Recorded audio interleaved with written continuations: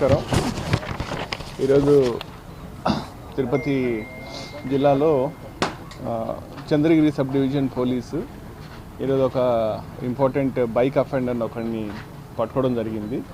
అతని పేరు పెమత్తు గారి కుమార్, మన తిరుచానూరుకి సంబంధించిన వ్యక్తి.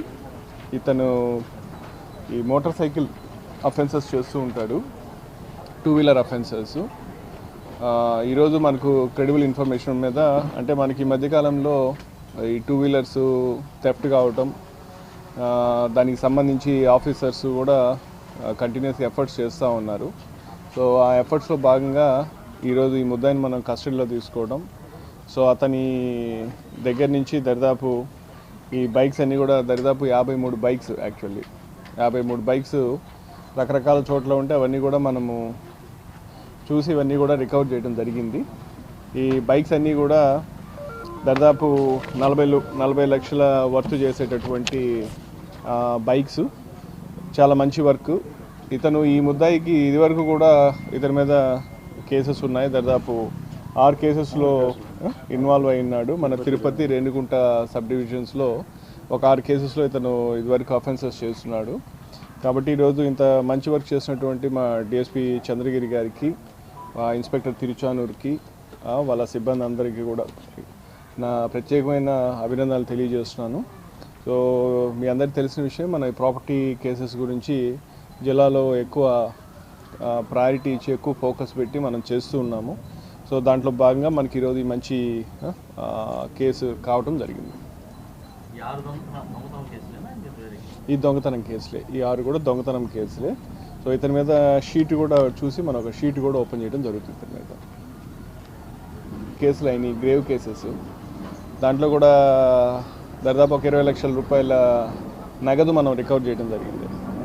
దాంట్లో కూడా ఒక పాప, వాళ్ళకి సంబంధించిన బంధువులు కావచ్చు, తెలిసిన వాళ్ళ ఇంట్లో 2 ఇళ్లలో చేరి దాదాపు 20 లక్షల వర్త్ బంగారపు ఆభరణాలు దొంగిలించి వాళ్ళ బాయ్ ఫ్రెండ్కి ఇవ్వడం జరిగింది.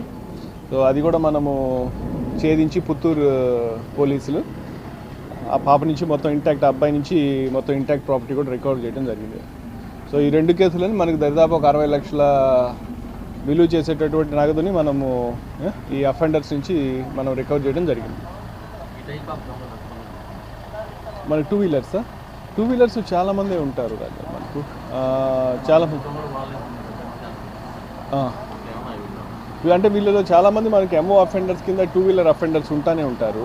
మనం వాళ్ళని ఎప్పుడు పిలిపించి వాళ్ళ మీద నిఘా పెట్టడం చేస్తూనే ఉంటాం. వీళ్ళు ఏమంటే పోతారు, రిమాండ్ చేస్తాము, జైలు నుంచి వస్తారు, మళ్ళీ ఏడో చోట దొంగతనం చేస్తూ ఉంటారు. సో ఇదొక నిరంతర ప్రక్రియ. సో మనం కూడా అందుకని వీళ్ళందరి మీద కూడా ఎప్పుడు ఖచ్చితమైన నిఘా పెట్టి, షీట్లు ఓపెన్ చేసి నిఘా పెట్టి చేస్తుండటం వల్ల మనకు చాలా అఫెన్సెస్ కంట్రోల్లో ఉంటాయి.